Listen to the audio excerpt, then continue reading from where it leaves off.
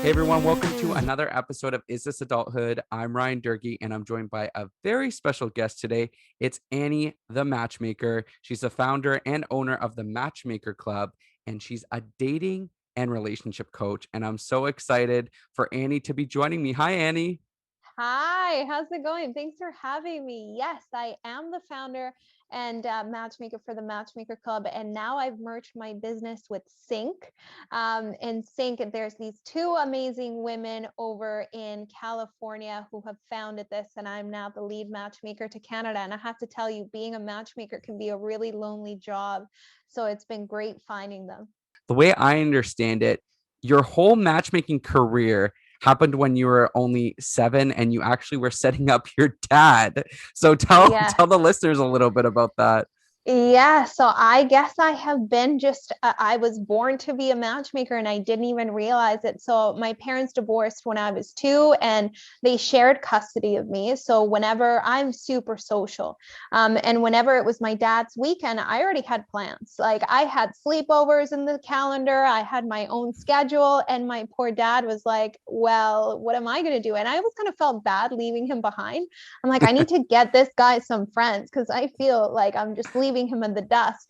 So it just so happened that I met a friend through a friend, and we had a sleepover at her house. And I kind of realized that her mom was also being left out in the cold. And I was like, I wonder if this woman wants to be friends with my dad. And in my head, I thought they can hang out and then I can continue to hang out with my friends and not feel guilty. Smart. And so, right, it was like, it was cool. So I'm originally from Venezuela and my dad's Scottish. So this, my friend's mom, who eventually turned out to be my stepmother, she was asking me about my background, and I said my dad's Scottish, and she said to me, "Oh, I really want to learn English," and that's when I saw the opportunity, and I jumped at it. I was like, my dad will teach you English. So later that day, when my dad came to pick me up, I was like, hey, dad, by the way, Itala is her name. She wants to learn English. And so I thought maybe you could teach her. And my dad was like, yeah, sure. He played it really cool. And he didn't tell me this for a while, but he told me the story later. He's like, Annie, when you said that, in my mind, I was like, good job, pal. Like, good job. And so, yes, that's essentially what happened. And that really kind of kicked off my matchmaking career without me realizing it. But my background is finance and business, and I had my corporate job in the banking industry. And when Plenty of Fish became really popular, I was literally managing my friends' accounts. Like I would come back from work, I would have all of these logins for my friends. I was, it wasn't super morally correct, but I was having conversations with strangers pretending to be them. And then I'm like sending them texts like, this is what you said. You have a date at this time. And so it was a bit of a mess, but my friends were like, you need to be a matchmaker. And I wasn't even familiar with the industry.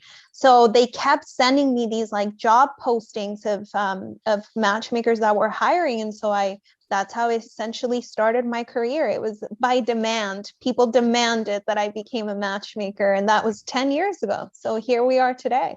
Wow, almost a decade later. And I think what's That's right. amazing about that story, besides being a very savvy 7-year-old and being a wingman to your dad, is the fact that you seem very approachable, very kind, and also you know how to talk to people. And I feel like that's so important with being a matchmaker. But, as someone who's even been to speed dating events, that's so key to make people feel comfortable because a lot of people, I'm sure, come to you and they may be the best business person out there, but they don't know how to talk to, someone that they're interested in romantically, right? And that's exactly it. Most of my clients are very high powered CEOs. They're used to outsourcing, like if they want to get fit, they hire a personal trainer. If they don't have time to cook, they hire a chef. And very often they know how to come to the boardroom, but they don't know how to lower their guard and talk to a woman and show that vulnerability. So I'm glad that you said that, I come across that way because I love dating. I think dating is such a fun part of life. And once you're coupled up, you can look back and be like, I had fun dating. So that's really what I like to coach, is getting excited about dating and bringing that energy because it just attracts people to you. So yeah, absolutely. That's what I love to do. So I'm glad that's coming across. Yeah, and I definitely will get some of your advice because I'm still definitely very single, but I want to learn a little bit more about the process. So, when you're matching up people, what kind of things are you looking for? And do opposites really attract? Yes, so opposites can attract. So how it works is somebody hires me and I really dive in deep. And this is something that I say, nothing shocks me. Like I literally have heard it all. Nothing shocks me. Sometimes people, will make a joke that's really offside and it doesn't faze me because when you're having conversations about love and dating, so much comes up. So the minute I sit down with a potential client, I go, tell me everything. Nothing you say is going to shock me. Trust me. And that it's really important because I need to get to know them on a really personal level. Like when I meet my clients, it's as if we've had a romantic relationship for 2 years. Like that's how well I need to get to know them. And there's no cookie cutter for people. I heard somebody on Clubhouse say cookie cutter is for baking. And I'm like, that is true, right? We also aren't creating a person. So listening skills are a massive, it's very important when you're a matchmaker, and intuition also comes into it. And opposites sometimes do attract. One of my favorite matches has been when I'm unsure because they're so opposite. And that's been the ones that have lasted the longest. So I definitely encourage everybody, if you have a list, toss it. You never know what's good for you, and you have to keep an open mind. That's an interesting one to toss the list because a couple of episodes ago on the podcast, we actually created our perfect partner list. And to try the face that you did, yeah, you're like cringing. And it was like, Yeah, no. manifesting that perfect person. And it was like, let's get very specific. And I have the list in my bathroom. And sometimes I look at it. I may have to throw it away because, sometimes now I've gone on dates and I'm like, well, he seems, we connect on this, we connect on that, but he's not 6'3". He's, 6 feet or whatever. And it's like, what? I think I do need to be, more open-minded. And I think a lot of people do because that's a trap that we get into, right? Like sometimes when you're so focused on what your perfect person will be, you're missing maybe the people that are actually perfect for you. And that's exactly it. And this is something that I talk about all the time. There is no such thing as a perfect person. You're not perfect. I'm not perfect. The idea or the illusion that we're finding the perfect person when we ourselves are flawed is just not, it's a bit toxic, really. And it's going to keep you thinking that there's somebody better for you, even when you are with someone that you're compatible with. So it's about the connection. What I like to say is, and this is something that my mom actually taught me, she's super wise. And I was having issues in a relationship. And, I was talking about the perfect person. And she goes, there's no such a thing. Everybody is flawed. Is what flaws can you accept in the long term? What things do they have that don't go against your personal beliefs and lifestyle? If those things are compromising your views or your beliefs, then that's not someone for you. But there is no such thing as a perfect person. And I do agree that, I think it's good to look at our history and kind of say, okay, this has worked for me, this hasn't worked. But when it comes down to single little tiny things or attributes or personality, like he has to be 6'4". Well, what if your perfect guy is six foot? What if he's 5'9" and you guys have an incredible connection? But in your mind, you're thinking, well, I have this list and I haven't manifested it, so I must be failing. There must be someone better out there. You're essentially using the online dating filters in your life, which don't work. Wow, thank you for that. I really appreciate that. And it's interesting because you give advice all the time on Clubhouse. You're kind of like literally a Clubhouse, literally all day, and you're like a Clubhouse celebrity. And for those that are listening or watching who may not know about Clubhouse, I mean, I'm only a month in and I'm addicted to it. Can you explain a little bit more about what it is? And is this kind of the future dating app? Yes. Clubhouse, honestly, I know it sounds like I'm drinking the Kool-Aid and I'm just promoting Clubhouse. I'm not getting paid. Like people that are on Clubhouse we're not getting paid. We're just passionate about connections. And Clubhouse has really been a gift. And I'll tell you what, we're able to connect based on our intellect, our perspectives, communicating, building connections. That's what we all want to do. And with online dating, it's so static. You can look at somebody, but hey, they might have filters. They might know their angles. And ultimately, that's not what's attractive. What's attractive is people's personalities, the way that they talk about their passions, the way that they, evoke their passions. That's what's attractive. You can absolutely fall in love with somebody's voice and personality over a photo. So yes, Clubhouse is the future of dating. We have seen it on Clubhouse. As you mentioned, I am constantly on there. I belong to a group of amazing moderators. We're all dating coaches. We're all matchmakers, and we're passionate about bringing people together. And today, just today, I was in a roundtable of matchmakers. Like the most notorious, well-known matchmakers are now coming to Clubhouse because that's where we can build community and make the connections. And now I'm seeing so many single people coming into our rooms, wanting to get to know each other and really explore the possibilities of connecting with people in a more organic, authentic way. So Clubhouse, beware, you will get addictive, but it's addictive for the best reasons. And it's because you actually feel like you're part of something. It's so true. And it's a community there. And just so the people that are listening, I know we're going to talk about how people can get in touch with you at the end of the podcast. But in case someone's listening right now, they're on Clubhouse, how can they find you? And what is the group usually called that you run?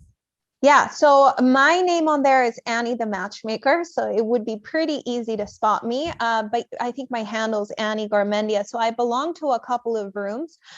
Chris is great. He does the snug room. I do a lot of rooms with Flora. She does Redo Love. Nicola and Fuji, like there's just such amazing people on there that are just wanting to provide value, and it's all free information. Like never has a group of people that are experts in the field come together, collaborated to provide free advice. This is things we usually charge for, but that's how passionate we are about our industry and just spreading awareness that you're not alone. We all have struggled with dating, and that's possibly why we have become experts. We kind of know the ins and outs of dating. So the best way is definitely search my name, Annie the Matchmaker or Annie Garmendia. I also host daily rooms, actually Monday, Tuesday, Wednesday, Friday at 2 p.m. Pacific Standard Time. And it's just 100 random questions that we ask strangers. And the conversations have been wild. Like, Yeah, I saw that today. It's super fun and it's wild. You never know how people are going to answer these questions, but that's what it is. It's about getting to know each other in a really fun way and building community. We also host different rooms, different time zones about different topics, just anything relating to dating, relationships, sex, online dating, you name it, we're covering it. I love that. And I love your rooms. You're a great moderator in there. And yeah, definitely people should give a follow. It's interesting because you're so right about Clubhouse connecting people, because on, dating apps or, even with, I find with speed dating, even because it's so quick and it's in, maybe 7 minutes and you're going through different rounds. The difference with Clubhouse is you're talking to people, and sometimes you're talking to them, even if it's in a group setting, for hours. Like a Totally. Clubhouse hour feels like 10 minutes. So you're on there for like 4 hours, and all of a sudden you're like, wait a second, where did time go? And you're getting to know people's personalities, and then you follow them, you find their Instagram. And for example, I went on a date with a guy who I met on Clubhouse today. Yes, I want to know about that. How did it go? It went pretty well. He's Canadian as well, but he's on the East Coast. So there's a little bit of distance, which is, we'll have to see how that works out. But I saw him in an LGBT group. I pinged him into a private room, because you can do that on Clubhouse, yes. as you know. Yeah. And I was just like, okay, let's see what happens, because he had followed me. I'd followed him. We had followed each other on Instagram. This was after the first group we were in. And then I saw him in another group. I'm like, okay, I'm going to ping him into a private room. So I started talking to him, and literally we talked for like 45 minutes and just got to know each other. And by the end of it, it was like, okay, when's the second date? And already tomorrow we have a second date. So either way, whether it's a relationship or it's a friendship, we Totally. just created a connection completely from our voices. You And can see a yeah. photo, of course, but Yeah. And I mean, you can also connect your social media so they have a little bit more perspective as to who you are. But it's exactly that. It's building these connections.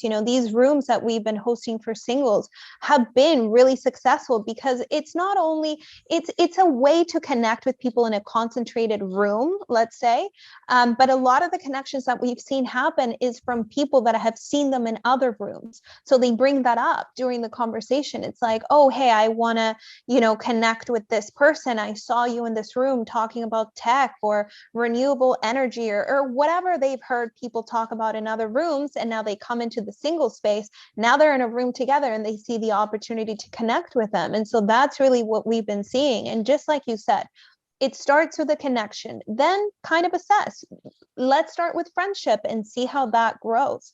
So definitely Clubhouse is the new medium for singles, and it's just been fascinating. The energy that people bring, the way that we're connecting, it's unprecedented. So it's incredible. I love that.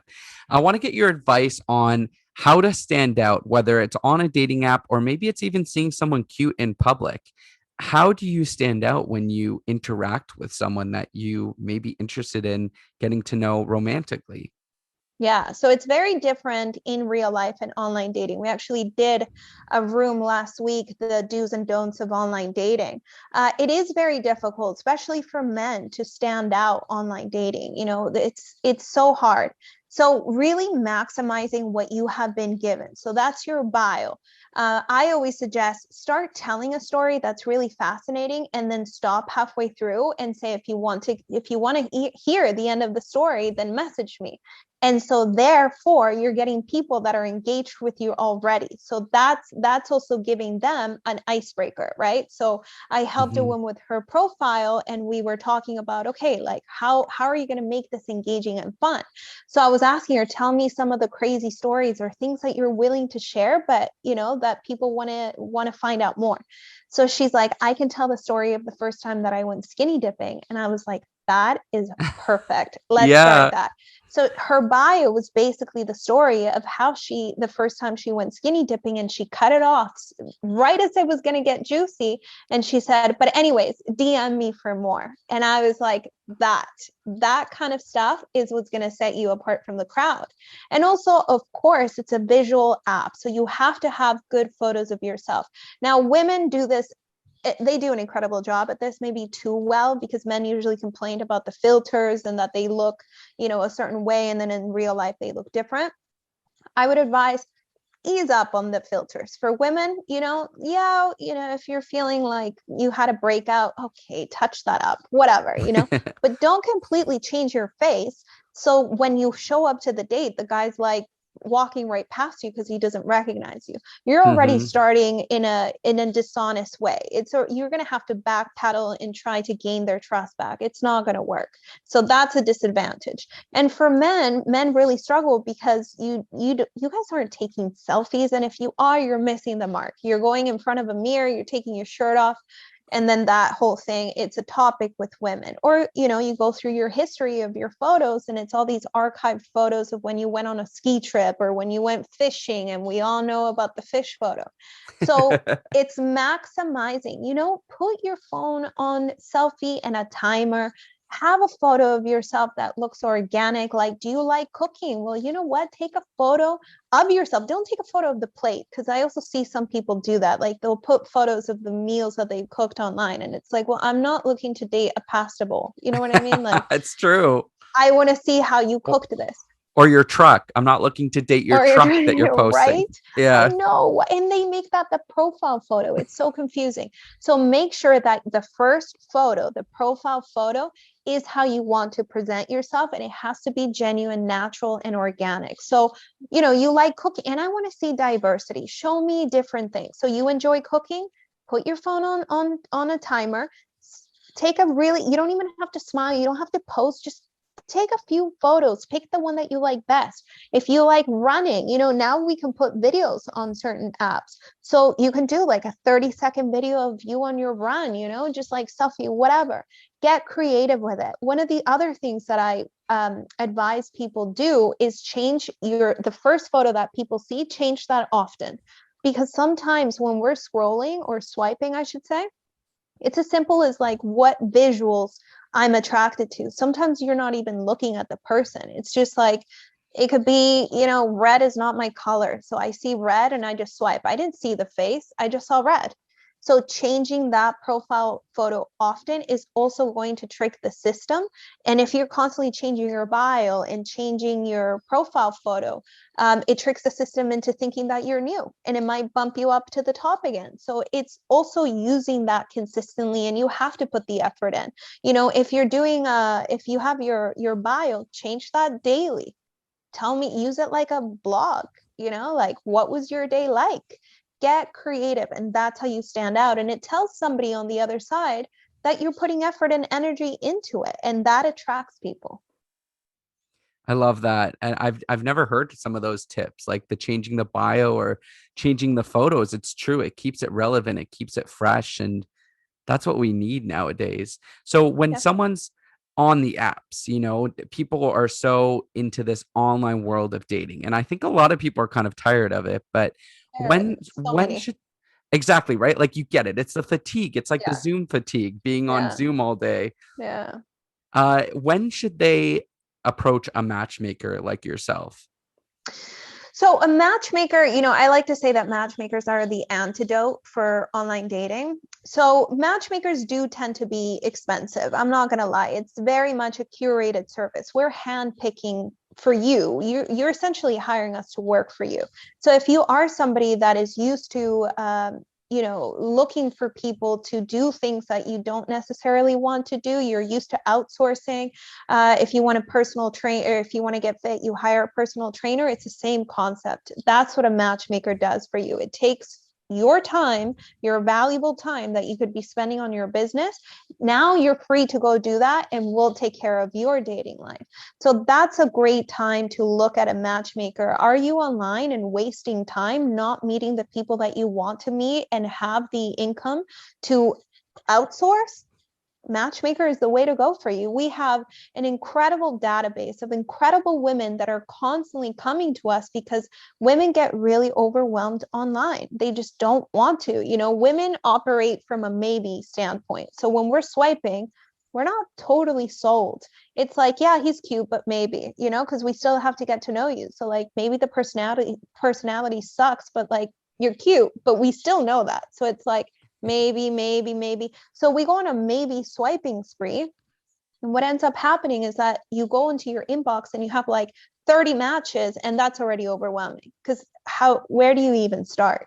So women usually hate online dating, and that's when they come and want to get added to their database, to our database, because they know that our clients are serious about looking for somebody that fits their lifestyle and what they're looking for. So I just want to say I wish that my inbox was 30 messages deep of Yeah. singles looking for me. It's too overwhelming. It's too much. I wouldn't complain, but I could see that being overwhelming. So now you've matched up, the two people, or someone's met on a dating app or Clubhouse or whatever. So now you're on the first date. So what kind of tips do you have on the first date so that maybe you're not too overwhelming, or you don't scare them away, but you also present an authentic version of yourself? Totally. So my first tip is have no expectation to an outcome. Detach the expectation to whatever outcome, right? I feel like sometimes people, and I find this a lot with recently single or divorced singles that are getting back into the space, they're like, if you really want to find somebody, you kind of put pressure on yourself to perform in a way. You want to like make sure that you are the person that they're looking for, but like, hang on a second, are they the person that you are looking for? And that's how you should come to the first date. You got to keep it fun. I mean, there shouldn't be like a list of interview questions that you must check off. No, there are some important questions. If you're looking to have children and you're dating somebody maybe a little bit older, yes, for sure, cover that topic, because that's a deal breaker on its own and it's understandable. But if it's like little things, you know what, just go on the date and have fun. Take the person that is in front of you. You've connected for a reason. It's very hard to take it offline into the real world. So congratulations, you have managed that. So you might as well enjoy getting to know this person. If you don't enjoy getting to know people, you're going to have to learn to do that, because that is the foundation of dating. So that is my advice to a first date. Have fun with it, have no expectation, and get to know the other person sitting across from you. I love that. That's great advice. And I think you'll agree with this, but as someone who has gone on a bunch of dates, I found the most that I learned about myself and who I'm looking for as far as a partner came from going on multiple dates. Even those dates where it was a one-time date and I was like, Totally. yeah, I'm not really feeling it. So like, what kind of advice do you have to the people that are just nervous to even get to that point of the first date in case it I doesn't think work out? Yeah, well, that's the thing. It's in case it doesn't work out. But that again comes down to expectation. I would say have no expectation. You're going on a date just to possibly find out about yourself. And this is something that I was talking to another matchmaker yesterday. And it's meeting the right person takes a little bit of luck, timing, and patience. So when those three things collide, are you going to be ready? Are you going to be ready? Like, what are you doing now? What are you working on in your own personality, in your own person, that when that opportunity presents itself, you don't mess it up, So when, again, it takes timing, a little bit of luck, and patience. So you have to practice being good with people. Dating is a skill. It's an art form. So be better at it by going on terrible dates. And you know what? I was in a room last night. It was called The Worst Date Stories. And I love those because once you're in a relationship, those are fun stories to go back on. And it can also be like a fun conversation. What's the worst date you've ever been on? And once you're in a relationship, hopefully you don't have to go on a worst date again. So it's kind of fun. You have some material for conversation later on. I love that. That may be a reason why some of my friends still talk to me is for some of those stories. But it's a good point. It's like once you're in that perfect relationship, there's not going to be the drama anymore. There's not going to be, or at least you hope not. But those dating stories, that's such a good point. It makes for a good, even a good party story, right? You can Yeah. tell people about it. Totally. And no time is wasted when you're getting to know an individual. And it comes back to what you said, right? It's all a learning experience. Maybe, I encourage everybody to start from the outside and work your way in. So keep a super open mind and narrow based on experience, not like what you think might work or might not work. No, put it into practice. Okay, so you don't like doctors. Who doesn't like a doctor? Thank God for doctors, especially in the pandemic. But let's just put that out there. Oh, I don't like doctors. Well, why don't you like doctors? I don't know. Blood makes me nervous. So it's like that's go on a date with a doctor. Like let's take this mentality away from you, and maybe the love of your life is a freaking doctor. You know what I mean? So just go have fun with it. It's all a learning process, and that's exactly it, a learning process. You're going to learn what you want and don't want, and that's what dating is. How do we feel about red flags? Always keep an eye out for red flags. But red flags, I think sometimes are brought up too soon. Like, what is a red flag? Well, red flags are like if the person is making you feel terrible about yourself. Okay, well, you might be with a narcissist. Are they making you feel insecure? Are they toxic? These things. But certain red flags can be changed by communicating. So not everybody is this toxic person and oh my God, I see red flags. Well, like, let's talk about the red flags. If you communicate that this isn't something that you like, are they willing to change it? So I say also keep an open mind when it comes to red flags, unless it's compromising your own person, like your soul feels shitty around them. Yeah, then that might be a red flag to really look out for. But is it he didn't text me back straight away? That's not a red flag. That's just maybe he has a life. So I think it's really dependent on what people think a red flag is. You're so fun. I feel like this is why People love you so much. So how do you feel about situationships where, there's this, you may have heard about this, but it's this whole uncommitted stage. What are we? And they're not friends with benefits necessarily, where you've established that, hey, we're hooking up, no strings attached. It's this like weird gray zone that I know a lot of people are in, and they're kind of like, why am I in this? Like, why am I spending so much time with this person, but they won't commit to me? Yeah, so funny. This is something that came up in Clubhouse. I feel like I should shut up about Clubhouse. People are going to think I work for them or something.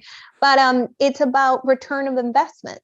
So how much time are you spending with someone? Are you seeing the investment back? If you're not, then that's a situationship that you must assess, right? Some people are happy with keeping it casual. If you're not, then, after a certain time, maybe discuss it. I feel like people are so afraid to ask the other person, what are we? Of course, don't ask that on the first date. That's going to send him or her running for the hills. But if you've seen each other for a long period of time, like, a month, 2 months, and you want to know, just bring up really casually, be like, hey, like, are we seeing other people, or do you want to like do this? And if they say they want to see other people, then hey, go see other people too. Like, what are you doing? Let's not cry about it. That's an open for you to say, okay, well, it's cool that I can hang out with you.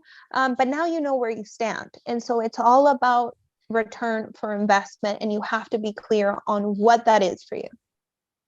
I love that. That's great advice. Now, as far as going on the date, and then there's this whole thing whether you should or should not sleep with someone on the first date if there's that connection. How do you feel about that? Because I've heard people be like, 3 date rule, don't do it before then. Then I've heard people be like, if there's a great connection, do it. And then maybe they've gotten into a relationship out of it. So is there like a specific rule that you would advise people on that? There's no right or wrong. You have to do what feels right for you. And this is another topic that we covered in Clubhouse. And we asked the room, sex on the first date, yes or no? And it was fascinating. For me in particular, I'm very emotional. I have to feel an emotional connection in order for me to orgasm. If I don't have an emotional connection, like, why are we even having sex? I don't feel anything. Like, I literally don't feel anything. So I know for me, a one night stand, I'm not going to get off on it. So what's the point of having sex? It's not serving me in any way. So no, that's not for me. But some other people, they find that if the sexual chemistry isn't there, that's a make or break for the relationship. So they want to get to it straight away so they know. So really, it's about what is right for you. There's no right or wrong. It's just knowing yourself. How are you going to feel? Are you going to feel shame after sleeping with someone? Well, if that's the case, then just don't do it. There's no pressure to do it or not. It takes two, right? And if you're someone that values and puts that as a priority, like sexual chemistry has to be there. And if it's not, that's a deal breaker, then hey, you might want to explore that. And hopefully you have somebody else on the other side that values that as well. So there's no right or wrong when it comes to dating. It's just what feels best for you and the other person, because that's the other thing, right? You're two, essentially. So just do what feels right. And as far as texting, there's all these rules like you should wait a couple hours before responding and things like that. Is that just all bull and people should just be texting each other naturally, or is there something to Yeah, that? yeah, I don't play these games, like, but also I encourage everybody to have your own life. I think that if you're sitting around waiting for a text, then you need to assess your situation. Like, if that's how you feel, like if you're seeing yourself looking at your phone constantly and every buzz or ping, you pick it up straight away, you know what you need to do? You need to put your phone down, leave it at home, and go for a walk. Like, go do something and fill your own life. Create that self-love for you. Love yourself in that moment. You don't need validation from anybody else. But if you're feeling great about yourself and you're centered and you're secure with who you are and you have a great life, if somebody texts you and your phone's in your hand, like, don't play games. Just text them straight away. If you see that they're playing games, call them out on it. call them out. Be like, Oh, really? what is this bullshit you're playing? Like, Yeah. I see, we're texting back and forth. Are you, and you know what? Don't call them out in like a, like an aggressive way. Be cheeky with it. Be like, oh, you're one of these guys that thinks, you have to wait 2 hours. Okay, I see how it is. Just next time you're online, send me a smoke signal. Like, just be funny with it. Disarm people, because there are a lot of people that want to communicate, but they give in to these ideas. Oh no. And they're like looking at the time. Okay, 2 hours, we're almost there. Oh, okay, 2 hours. And then they pick up their phone. That's not going to work. Just be authentic to who you are. But I will say, if you do find yourself with this like text anxiety, right? Put your phone away, put it in a drawer. I don't care. Leave it at home and go do something. And then when you come back, don't run to your phone. Don't be thinking about, did he text me? Did he not text me? Did she call me? Did she not call me? No. Go do some things and get to your phone when you want to get to your phone, not because you're expecting something from someone. And I guess if they care, they're going to put in that effort, right? Totally. Because people make 100%. excuses all the time. People are making excuses. Oh, maybe he forgot. Maybe he got busy. Maybe. And like, maybe sometimes that is the case. But I feel like if there's a pattern, maybe they're like the movie, they're just not that into you, right? Totally. And that's been coming up a lot, because I love that saying. Sometimes we have to be really rash with ourselves and tell ourselves that, right? There's nothing wrong with it. It's not like a personal thing. Yeah, of course we take it personal, but it's they're their own world. Everybody is their own world and universe, and they have their own solar systems. And it's like, maybe I just don't fit into their solar system, but that's cool. Like, I'm awesome. So no sweat off my back, right? Love that. How do we feel about ghosting? When someone ghosts you, are they cut off? I think with ghosting, it depends. If it's on an online dating app, right? And maybe you've exchanged like a few words and you're not feeling it. To be honest, I don't really think they owe you anything. No message is a message, so there you go. But I think that if you've gone on like at least one date, or you communicated over a period of time, like a few days, how much effort is it going to take you to say, hey, you know what, it's been great getting to know you, but I just don't feel the connection I'm looking for. Like, that literally will take you 3 seconds. So just do that, take the higher road, and that's pretty much it. It shouldn't be this complicated. Like, do I ghost? Do I not ghost? Yeah, of course. It's at the beginning. You don't owe them anything. An explanation sometimes seems like too much, and the other person can be like, what are you talking about? We literally exchanged two heys. Like, you don't need to give me this whole spiel about like, I didn't feel like that's too much, right? But if you've been communicating for a few days, or have even gone on a date, yeah, you need to just let them know, give them that closure. I love that. How do we feel about staying in touch with exes? Because I know I've done it before and tried it. It was tough. It was tough because sometimes feelings come back into it. And I went to a psychic actually, and she told me to block my ex. She's like, block him on everything. Oh my I God. know. I felt bad I like a love year later. psychics. Oh my gosh, I know. I love it. She just knew. Like before I left, she's You just like, just who's know. this guy? She just knew somehow. And she's like, Yeah. block him on everything. I'm like, well, should I just Wow. unfollow him? She's like, block him. I, Unfollowing is not enough. You can always just come back and snoop and creep. Yeah, I love psychics. I went to a psychic recently, and the minute I sat down with him, like, he was legit. Like, he was yeah. legit. The minute I came, he was like, getting into it. And I sat down and he just went, Annie, Annie, Annie. And I was like, oh, like, what am I in for? But it was incredible. It was an incredible reading. If you're not into it, that's totally cool. But what was the question? Excess. You know what? We all have a history. Like, there's no reset history button on people and their relationships. For example, myself, I have great relationships with all of my exes. Literally all of my exes I'm still in contact with, but it's a healthy communication. We're not here reminiscing about, what used to be, and do you remember this? And we're not trying to, get these like emotions all riled up. No, it's just, we loved each other at one time. We respected. I spent a significant amount of my life with you. Can we still be friends? And some people won't take to that, depending on how the relation ended up, if the relationship ended.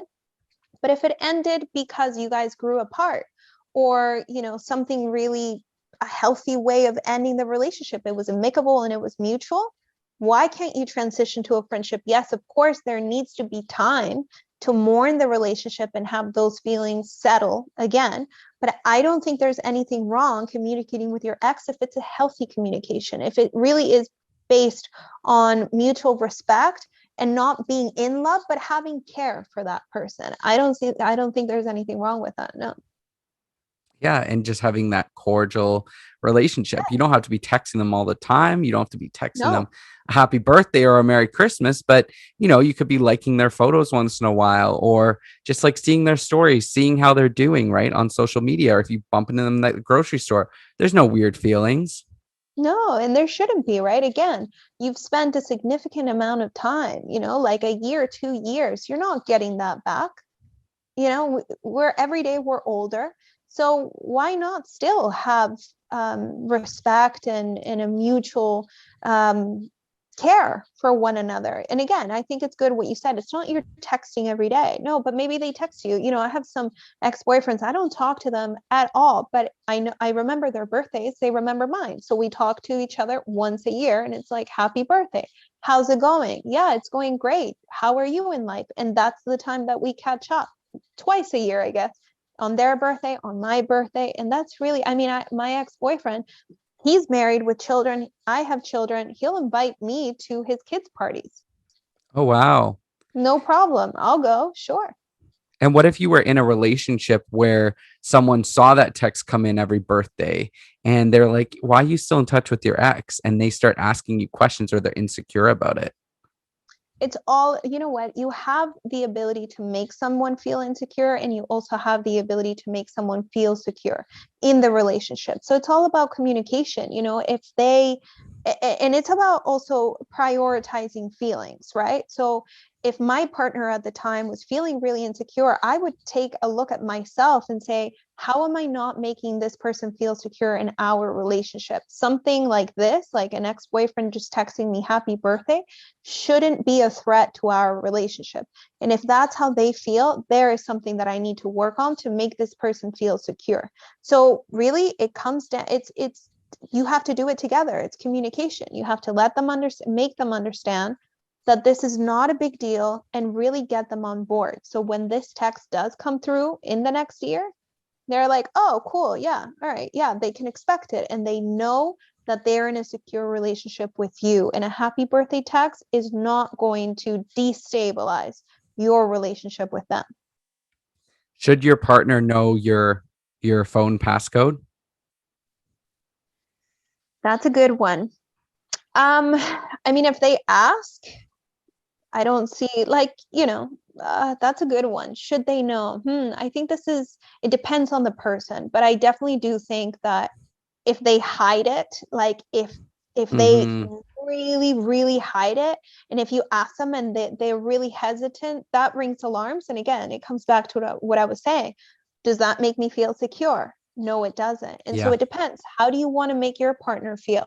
If you're not giving up your passcode, explain to me why. There must be a really good reason. And I did actually date somebody who I never asked, but he made it very clear that he wasn't ever able to show me his passcode, and he had to be very secretive. And that's because of his job. There was very sensitive information where he had signed NDAs. And, we had only been in a relationship for 6 months. It's not like we were married, and he could trust me with this information. If we broke up tomorrow, I had the ability to potentially send him to jail or get sued. So I understood it. That made me feel secure. It's like, okay, that makes sense, right? But if it's for no good reason and they're holding on to that phone for dear life, then you have to have that conversation. Hey, you know what? Your privacy situation is making me feel uncomfortable. How can you help me get over that? Wow, we've covered so many topics today. You really helped me. I feel like I'm taking mental notes / I edit the podcast. So I'll definitely be able to review all these notes for my future That's dating. And awesome. I could talk to you for hours, but I feel like we covered a lot today. And this is why people listen to you for hours on Clubhouse. And I just want to thank you so much for your time. And if there's anything else you want to add or give any other advice, feel free to do so.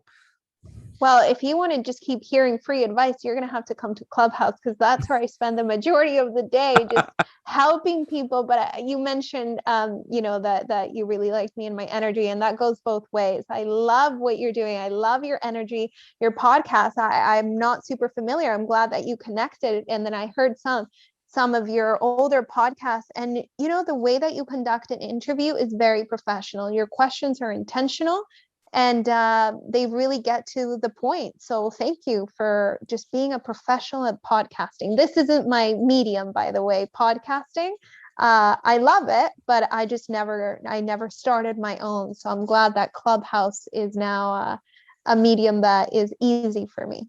Well, you did great. And I would definitely subscribe to an Annie the Matchmaker podcast, just so you know.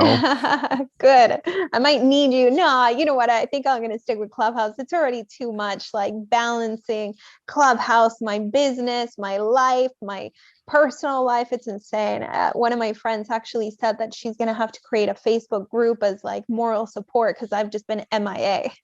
Oh, So no. like, yeah, we're just, it's an incredible app where I'm making so many friendships, connections, and helping people. It's addictive. It's been amazing. But thank you for having me. And keep doing what you're doing, because you know what you're doing. Thank you. I appreciate that, Annie. And if people are interested in contacting you for your services or for advice, where can they reach you on, your website and social media and all that? Yes, Instagram is the best. So our business is sync.com. That's CINQE. No U. I know autocorrect likes to change it, and I sometimes misspell it myself because of autocorrect. So that's CINQE.com. That's our matchmaking platform. And then if you want to connect with me through Instagram, on my bio and right there in the description and link tree, you can also set up a free coaching call with me, a 15-minute free coaching session. And then you can also find me on Clubhouse, just spewing out valuable information for free all day long. So, and what's your Instagram? It's the Matchmaker Club. Perfect. That's awesome. Thank you again, Annie. And I really appreciate it. I'm sure our viewers and listeners got a lot from this conversation. I know I did. And if anyone is interested in following the podcast, you can do that at Is This Adulthood on Instagram, or at ITA_podcast on Twitter. My Instagram is at Ryan Durgy, RyanDurgy, and the same on Twitter. Thanks again, Annie. I appreciate it. Thanks for having me, Ryan. This is no awesome. Worries. Bye. Bye.